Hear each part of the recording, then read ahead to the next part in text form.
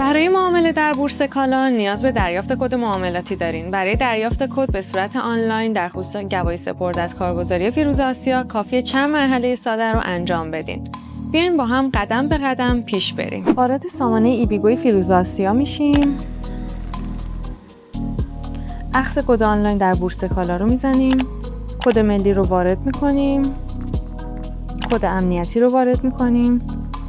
کد تاییدی که به شماره همراه سه‌جامیتون ارسال شده رو اینجا وارد میکنید. فیلدهایی که خالی هست رو پر میکنیم.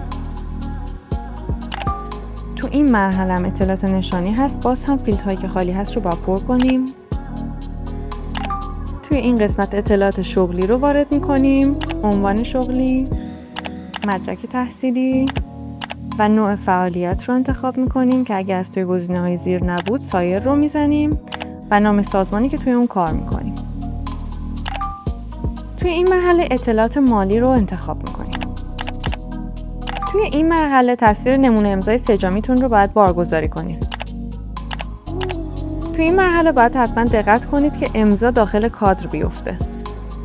تایید رو میزنیم. تایید و ادامه. توی این مرحله قرارداد آنلاین هستش که بعد از مطالعهش ارسال کد تایید رو بزنید. کد تایید رو وارد میکنیم. توی این مرحله آزمون بورس کالا رو انجام میدیم. ثبت آزمون رو میزنیم و تو مرحله آخر قبول قوانین و مقررات رو میزنیم و اینجا پیامش میاد که ثبت نام کد بورسی شما با موفقیت انجام شد و تمام. اگه تو هر مرحله نیاز به راهنمایی داشتین، پشتیبانی کارگزاری در تمامی مراحل همراه شماست.